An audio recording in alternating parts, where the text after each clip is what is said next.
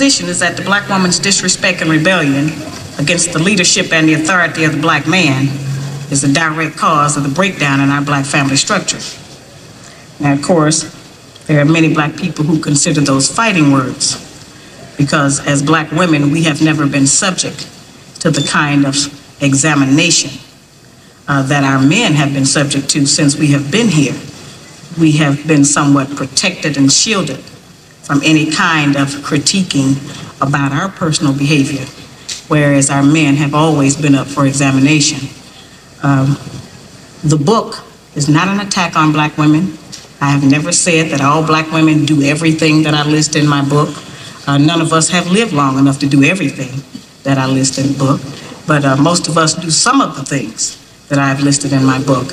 And I do say that it is not because of generalizations that we are all victimized by some of the negative patterns of behavior in the book, but the book just represents our collective contribution. This is some of everything that we have done, or that we do daily, that contributes to the breakup of our relationship, the destruction of our man, and the failure of our children to be able to function. They did not tell us that all of that, being my own person and I'm independent, would lead to separation, loneliness, celibacy, and lesbianism. They didn't tell us that if you give up the man, you're going to take one of these things and it's worse and it will destroy your nation. They didn't give us that information. They made us think that it was some kind of glorified position to brag about the fact that I got my own job, my own credit card, my own car, so I don't need no man. I don't even know how we got that mixed up. Ain't none of that got nothing to do with being with no man.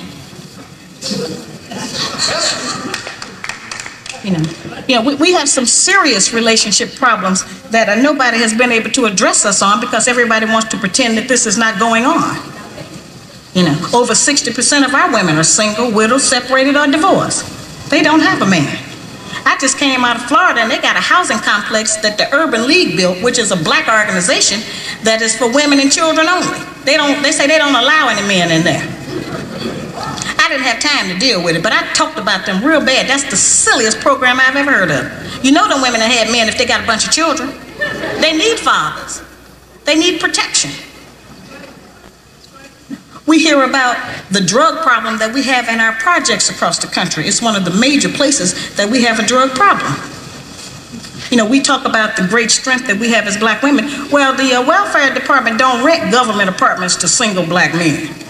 Those apartments belong to black women who are allowing this to go on in their home. We have not looked at what part of the responsibility do we share. Yes, black men sell a lot of drugs, and a lot of us black women get the money from them drugs and buy some of these fancy clothes we wear. Drive around in some of these fancy cars. He is not doing these things alone and without support from us, whether they are good or bad. See, we have a lot of power. We are very strong women. I'm saying that we're using our strength in the wrong direction. We're using it to tear our man down, tear our nation down, instead of building it up. Having an education and a job does not necessarily mean you have a successful life. I keep telling black women that to raise a child, they say, well, I provided with food, clothing, and shelter. That's not raising a child, that's maintaining one. To raise a child, you need a parental coalition of a man and a woman. We have sons who are, by not having a father in the home, they don't know how to respect women. They take on the black feminine female emotionalism. They're doubtful, they're indecisive, they can't make a decision. They don't know what to do about being a man because we can't teach them that. We don't have that knowledge. We have daughters who grew up in a home where they don't see any affection, where there's no man there. They go out into the world and try to mate. They don't have no idea how to be no woman to no man, how to function in a house with a man, because they haven't seen it. Most of our children, just like us, get all the information we have about how you be with a mate off television. It's the only medium that shows us anybody being together. Those rules have not worked for us. The white woman's liberation movement, we don't have anything to do with that. We have not been under the control of the black man for over 500 years, so what do we have to get liberated from them from? They haven't been our boss. That's the white woman and her man. They're going through that, and that's their business. We don't have any business being in that. They only introduced it to break down the civil rights movement. Civil rights movement started with the black man, the black woman, and the black child standing together, trying to plead for freedom, justice, and equality, and more benefits in the country that they had built. They threw the white woman in there with the women's liberation movement and made it a woman against man thing. That created a big separation between black men and black women, because then everybody started going for self. Then they bring the welfare system in and tell us in order to feed and clothe and house our children, we have to give up our man. You have to put the man out of the house. When the white farm wife goes to the government for subsidy for the farm, they don't tell her to get rid of the farmer, they keep that family together. But in the black community, they make it a requirement, because they want to keep endorsing into the black community that the black man is no good, and that he is not deserving of respect, he is not deserving of us letting him give us any protection or instruction, and that we are better than them. The major responsibility that the black woman has had on the earth for the trillions of years that we have been here has been one of nutrition and birthing children. Those two things have a great deal to do with the survival of any people, the reproduction of the nation, and feeding them the proper food so that they can live. Those are very important jobs. Those are very powerful positions, because it puts us in a position to decide who's going to live or die, and how slow they're going to die, by what we feed them. We have a very powerful position. That's not a small role that we play. We have just been taught to misrepresent and misuse that power.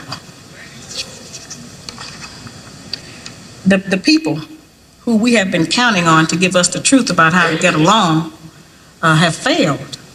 The white people don't know how to get along. They don't have that information themselves. They don't get along with nobody on earth. So they didn't have no information to impart to us about how we're supposed to get along. They change their relationship rules at will.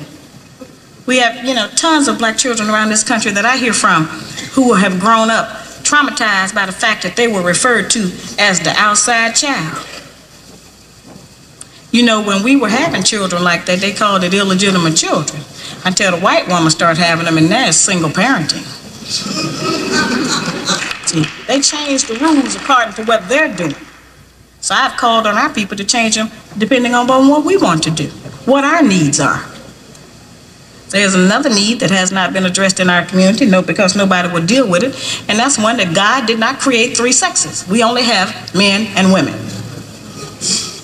Now, I have not said that we should reject the sisters who try and act like men and the men who try and act like women. I'm not saying to reject them from among us, but they need to be taught. We don't have to accept that as some kind of normalcy, because that's not normal. I'm trying to demonstrate how they have set rules that they have forced us to follow that they don't even follow themselves. They change the rules to suit them when they get ready. We can change them to suit us when we get ready, especially if we have what we have now, which is a failing system. It hasn't worked for us. We don't have to be ashamed that it hasn't worked for us. But we do have to be ashamed of the fact that we keep plodding behind it and not trying to make the corrections that will help our people to survive. He wants to keep us in this condition. He wants to keep us separated from our man, because he knows that the only door, the only route he has to destroy our black man is through the black woman.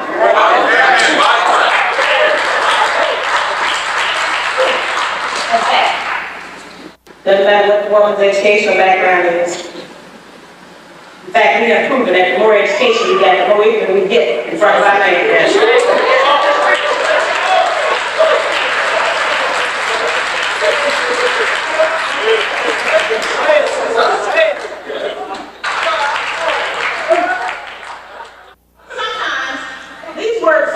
That I'm saying that now you ought to go home and back down on your knees to your man, or become subjugated, or submit. We have a real hard time with that word submit.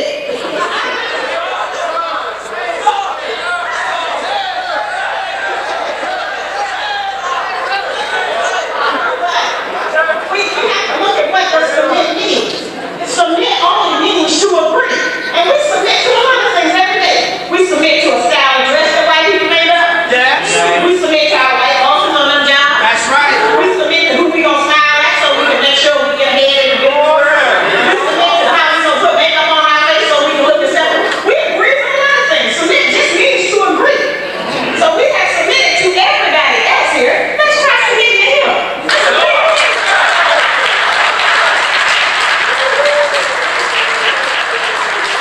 we represent the missing link as black women. The black man has been dissected, examined, the white man, the white woman, and the black child. But it has been us as black women who have never been examined. We have been protected, we have been insulated, we have been kept from any kind of criticism about our personal behavior in the home and outside of the home, and we have been given the false compliment that we are the backbone of the black nation. There is no doubt in any community in this country that the men in those communities are the backbone of their nations. There is no doubt in the white community that the white man is the backbone of his nation. The European, the Buddhist, the Korean, the Japanese, the Hispanic, all of those men are the backbones of their community, and there's no doubt about it. It is only in the black community where those values have been transposed and where they put that burden on us and tell us that we are the backbone of the black community, which is a direct insult to the black man and implies that he don't have no backbone and that his women have to represent him. I remind people all the time that God did not make the white man, the white woman, the black woman, and then the black man. He made the black man first, and he created all of the rest of the people after him. In 1985, I was going about the country trying to still work to teach our people something, trying to get them to stop eating pork. And at that time, I was having what I call get off those hog lectures. And I would take the microscope out and I would show black people how even if you cook pork, you couldn't kill the worm. I would show them that the worm was still alive in the meat after heat, because that's what they told us, that you could cook it and kill the worm. And so I would show them what it did to the brain and the spinal column. And so there were many black men who wanted to stop eating pork. They wanted to change their diets. And they were in agreement. But it was the black woman who I found who was the most adamant, who refused to change her cooking habits, who didn't want to shop differently, who didn't want to do any different meal planning.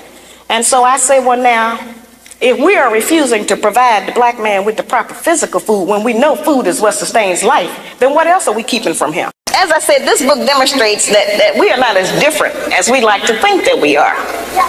So what I'm going to go over real brief right now is what the attributes are of the good black woman. Since she's not on television, we may not recognize her. Okay. Now, the good black woman has 7 attributes, and then I'm going to explain to you how to utilize those in your day-to-day life. The good black woman has self-discipline, courteousness, cheerfulness, self-respect, intelligence, cleanliness, and love. Now, we've heard that terminology. You know, it's like one of those where they tell you pull yourself up by your own bootstraps. What do that mean? You know, how can I make that functional in my day-to-day life to benefit me as a practice? It sounds like all theory. Where's the practicum? What do I do? The good black woman has self-discipline. That's self-control. Let me make that real for you, sisters. We can start with our mouth. The good black woman can control her mouth. She don't have to say everything that comes up. It's okay if he get the last word sometime. You know, she don't cuss in public.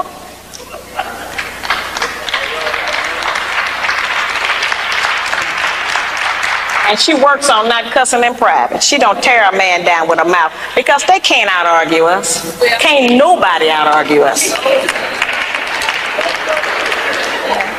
I have charged that we nag our men too much. We keep our men's head tied up so much with our petty grievances about our personal relationship that he don't have time to think and plan for our future. Because he got to deal with what's going to happen with us every day. You know, it's real odd. When the black man come home, he almost have to do a wind test or stick his toe in the door. He don't know what's waiting. He don't know who in there today.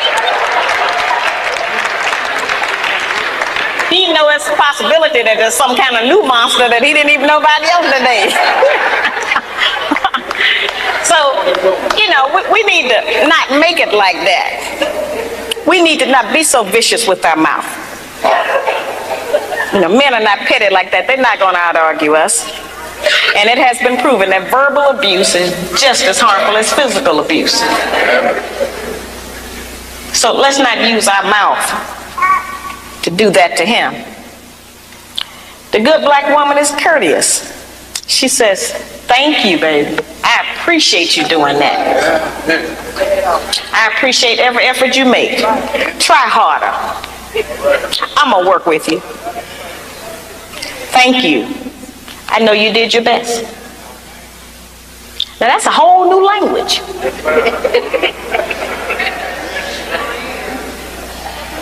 But just to say that during the course of the day, every day, with the man that you're trying to be with or want to be with, will make our life easier. We can't get it if we don't give it. We keep wanting them to give us and do something for us that we refuse to do and give to them. It don't work like that. The good black woman has self-respect. She don't have to go out naked just to get the attention of a man.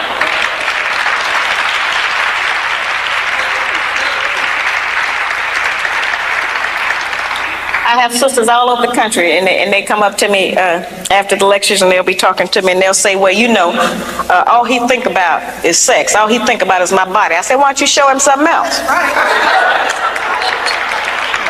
And then here's the really good one. They'll come up and they'll have on a weave, they have on false eyelashes, another whole face, false fingernails, and all of that, and then they'll say, but I'm looking for a real man.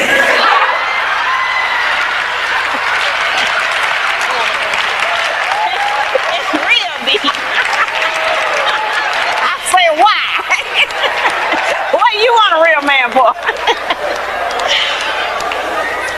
The good black woman can pull a dress down without thinking that it devalues her. She doesn't have to use her body because she has so many other good attributes about herself to get the attention of a man. We can take the sisters in a position to take all of the charge and sexual energy out of the black community by just dressing differently. We have the power and control over that. That don't stop you from being beautiful. That don't stop you from getting a man. And it certainly puts things on the right perspective so some other judgments can be made other than physical. It don't take no knowledge, wisdom, and understanding to have a sexual reaction. That's the most base. We spend less time doing that than anything else we do.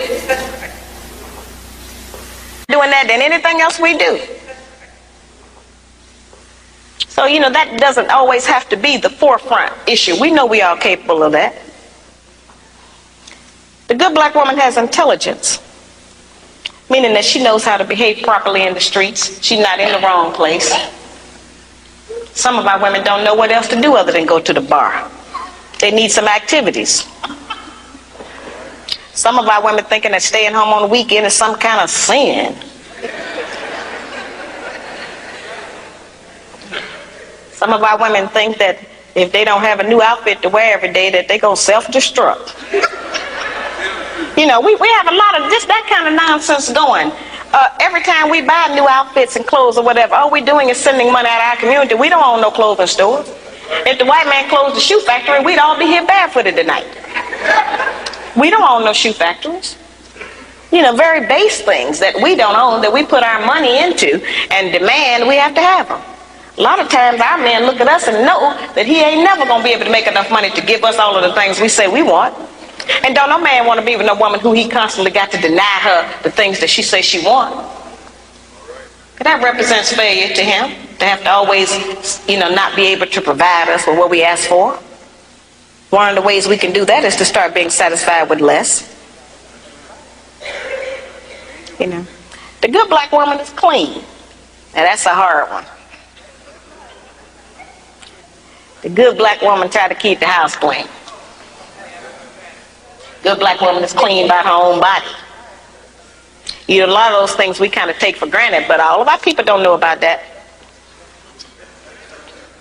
There are people who are angry with me because I even described the fact that some of us as sisters don't have the proper personal hygiene, as if that don't exist.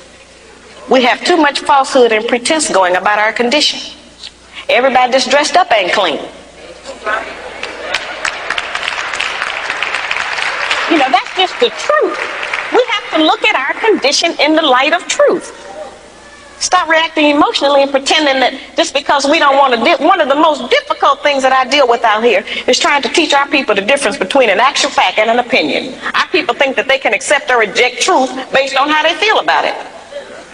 Your feelings don't change the truth. The truth is just going to be there. You can feel any kind of way you want to feel about it. Those kind of emotions have kept us from growing. Because anything we don't like, we just reject that and say, well, I don't believe that. That don't mean that it's not the truth. It just makes you a disbeliever. The good black woman practices non-possessive loving. Now, y'all know that's a hard one. Now, envy is wanting what someone else has. And jealousy, of course, is just selfishness. Non-possessive loving is not an easy one for us to practice. And, of course, I have a lot of sisters and some brothers who are in disagreement with me saying that. But the actual fact is that our men are outnumbered about 5 to 1. And nature is going to require that the men take responsibility for more than one woman and her children. Most of our men have children by more than one woman anyway. So I don't know why that was such a surprise, allegedly, when I said that. The black man has not been waiting on me to tell him he could have more than one woman.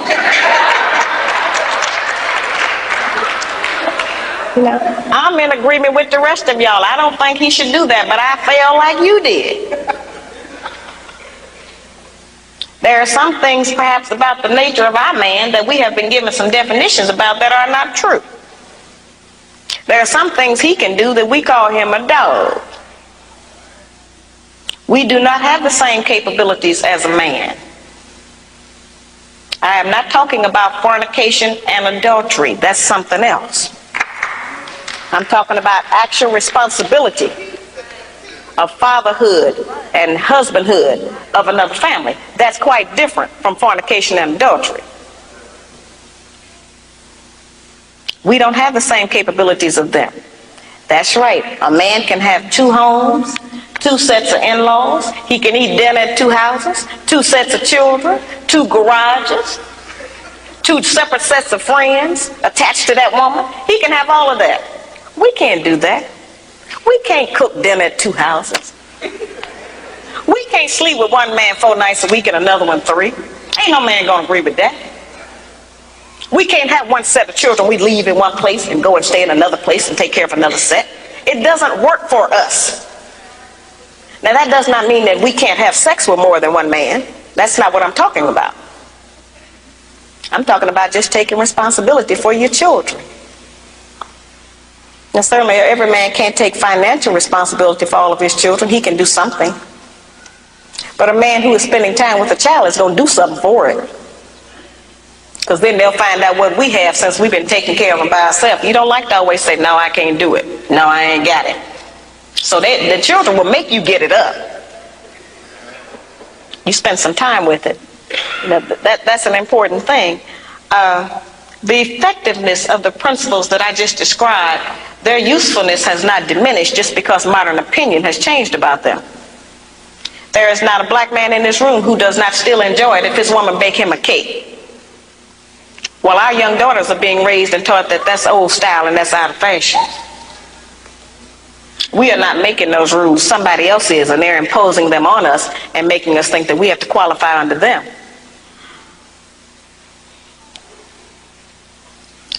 I tell the brothers, just like I tell the sisters, if you have a woman that you've been working with for months or years, and you can't get that woman to get in agreement with your program, then get rid of her and get another one. And I tell the sisters the same thing. If you're with a man you can't agree with, don't make his life miserable. Get with a man you can agree with. But we spend too much time living in hell with each other. We spend too much time tearing each other down, trying to make the other person do different or function different. If you want somebody to change, first change yourself. We set the example. We are the teacher. We are the mother. To start, let's define feminism.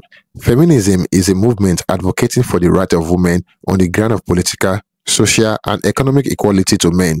While the core principles of feminism are about gender equality, not everyone feels that the movement addresses their specific needs and experiences.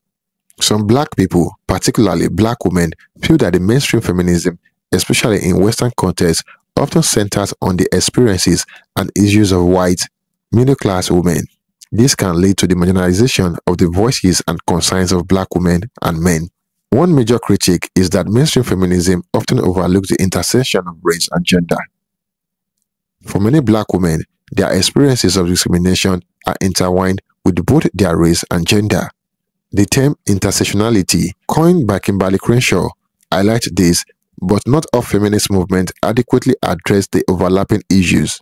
Because mainstream feminism does not always address the unique struggles of Black women, some Black people feel that the movement does not fully represent their interests or advocate for their needs. Another reason is the historical context. In many African and Black communities, traditional gender roles and family structures differ significantly from Western norms. Some Black people feel that Western feminism imposes values that do not align with their cultural identities and lived experiences. So why do some Black people choose not to support feminism? It often comes down to the perceived focus and representation within the movement. While feminism aims for gender equality, its effectiveness and inclusivity can vary. What are your thoughts? Share them in the comment below. If you found this video insightful, give it a thumbs up and subscribe for more discussions on important topics. Until next time, cheers and have a good one.